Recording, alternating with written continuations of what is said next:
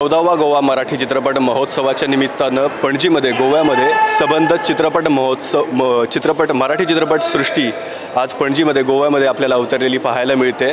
जारण हा चित्रपट या महोत्सवामध्ये प्रदर्शित होणार आहे आणि त्या चित्रपटाच्या निमित्तानं अभिनेत्री अनिता दाते आज आपल्या सोबत आहेत। मॅम, तुमचं खूप खूप स्वागत। कसं वाटतं गोव्यात येऊन? खूप छान वाटतंय मला। नेहमीच गोव्यात आल्यानंतर एक खूप भारी वाईब असते, कारण कलासक्त ठिकाण आहे हे।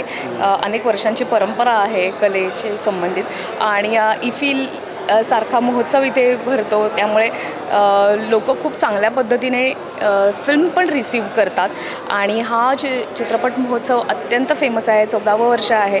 तर त्यानिमित्ताने इथे येऊन पण छान वाटतं आहे आणि सर्व मराठी फिल्म्स असणार आहेत। तर बऱ्याचदा असं होतं की काही काही फिल्म्स त्या वेळेला बघणं होत नाही आणि ही खूप चुकीची गोष्ट आहे, खूप वाईट गोष्ट आहे खरं सांगायचं तर। पण या निमित्ताने पुन्हा एकदा त्या सगळ्या फिल्म्स बघायला मिळणार आहेत, त्यामुळे मी खूप एक्सायटेड आहे। बरोबर। याआधी तुम्ही विविध प्रकारच्या भूमिका केलेल्या आहेत आणि हा चित्रपट देखील जारण हा चित्रपट थोडासा हॉरर पद्धतीचा आपल्याला पाहायला मिळतोय। याच्या आधीचा एक सिनेमा तुम्ही तशाच प्रकारचा केला होता आणि हाही तशाच प्रकारचा आहे। काय वाटतं वेगळे पण पहिल्या चित्रपटाचं आणि आत्ताच्या हॉरर चित्रपटाचं?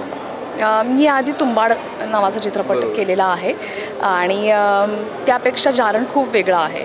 जारण आपल्याकडे म्हणजे जसं की करणी करणे वगैरे या पद्धतीशी निगडित आहे, पण त्याला प्रमोट करणारा चित्रपट नाही। जारणाने मारणं असं त्याचं एक सूत्र आहे, तर ते घेऊन आम्ही एक भयपट तयार केलेला आहे। पण अर्थातच हा कुटुंबाने एकत्र बघण्याचा चित्रपट तयार झालेला आहे आणि तुंबाड हा एक वेगळ्या पद्धतीनं एक वेगळा थॉट देणारा चित्रपट होता।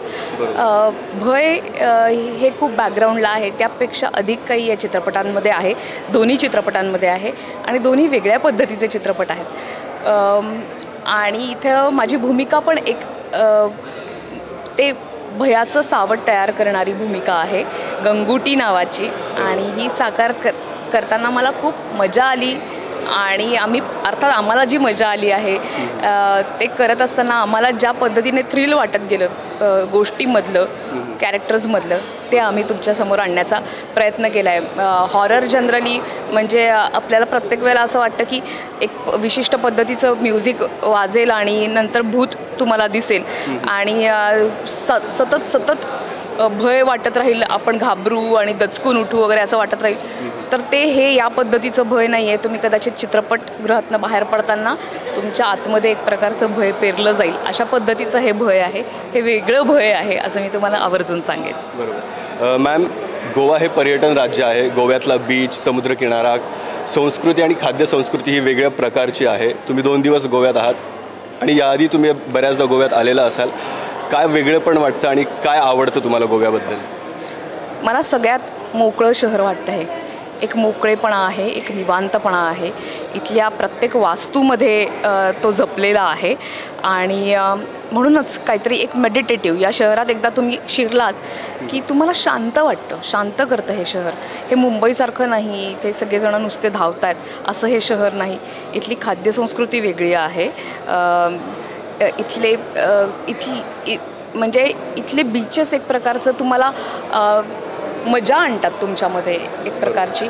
तर हे सगळं एका शहरामध्ये एकवटलेलं आहे आणि आपण अनेक वर्षांपासूनची कलेची परंपरा पण इथे पाहिलेली आहे। अनेक कलाकार गोव्यातनं आहेत, माझे सध्याचे काही मित्रसुद्धा गोव्यातले आहेत। सो त्यांच्याकडनं खूप काहीतरी भारी ते दाखवतात, करतात। त्यांचा मेंदू वेगळ्या पद्धतीने काम करतो आणि हेच गोव्याचं वैशिष्ट्य आहे। Thank you ma'am. तुमच्या चित्रपटाचं स्क्रीनिंग असणार आहे OTTवरती, आधीच तो प्रदर्शित झालेला आहे? कालच प्रदर्शित झालेला आहे OTTवरती।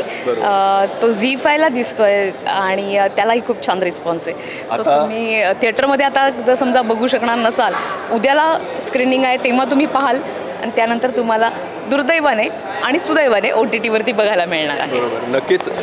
मोठ्या पडद्यावरती पाहण्याचं एक वेगळाच एक्सपिरियन्स, वेगळाच अनुभव असतो। तुम्हाला चित्रपटाच्या स्क्रीनिंगसाठी आणि पुढच्या वाटचालीसाठी खूप शुभेच्छा। देव बरे करू।